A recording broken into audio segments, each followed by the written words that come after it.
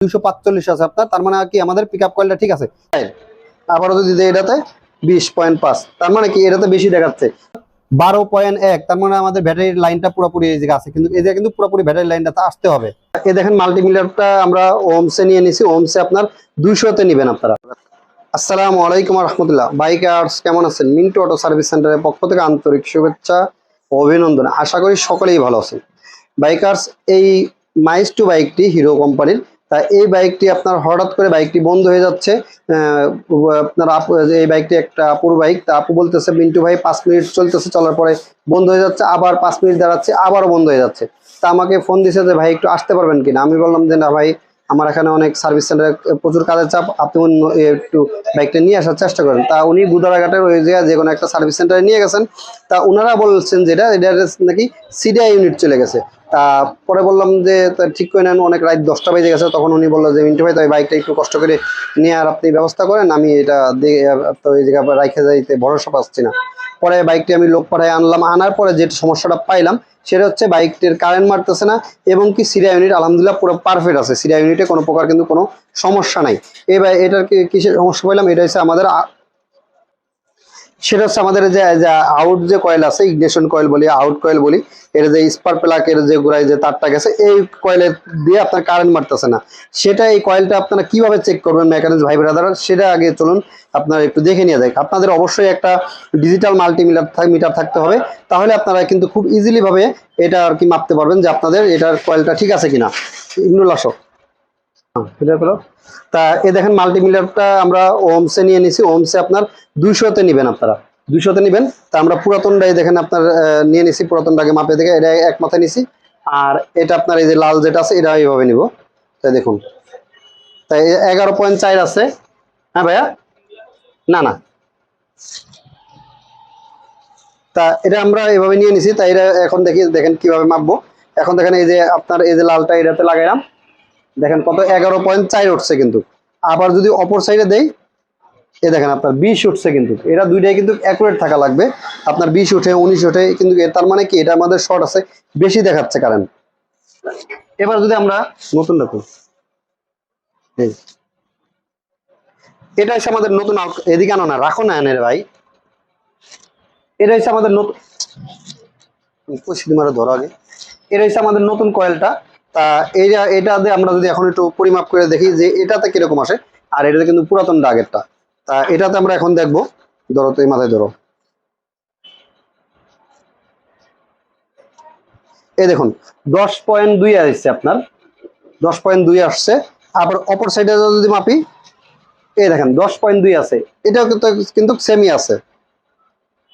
এই আবার মাপলাম 10.2, আবার এটাতে দিলাম 10.2, দুইটাতে কিন্তু সমান আছে। তার মানে কি আমাদের এই নতুন কয়েলটা আমাদের ঠিক আছে, এই পুরাতন কয়েলটা আমাদের ঠিক নাই। আবারও যদি আমরা পুরাতনটা মাপি, তাইলে একটু দেখি যে কত আসে।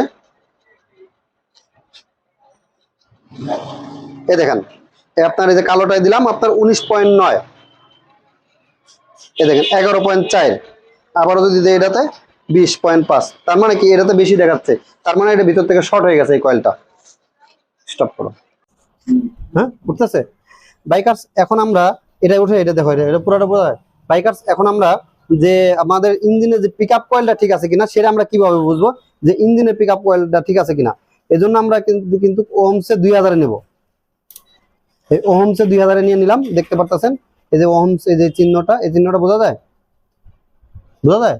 এই যে ওহমসের এই চিহ্ন, এটাতে আপনার নিচে 2000-এ নিব। 2000-এ নেওয়ার পরে দুইটার ভিতরে আপনারা দুইটা আমরা এটা কি করব, লাগাবো। এই দেখেন আপনার কত 245 উঠছে, তার মানে আমাদের যে পিক আপ কয়েল যেটা আছে এটা ঠিক আছে। আপনার দেখতে পারতেছেন 245 আছে, বোঝা যায়, আরো স্পষ্ট বোঝা যায় এখন। এই যে দেখতে পারতেছেন এখন 245 আছে আপনার, তার মানে কি আমাদের পিক আপ কয়েলটা ঠিক আছে। তো এইভাবে কিন্তু আপনারা পরিমাপ করতে পারেন। আবার আরেকটা জিনিস দেখি, যদি এটা হচ্ছে আমাদের আউট কয়েলের দুইটা লাইন, আউট কয়েলতে বলতেছি এই যে ইগনিশন কয়েল যেটা, এই ইগনিশন কয়েলের দুইটা লাইন।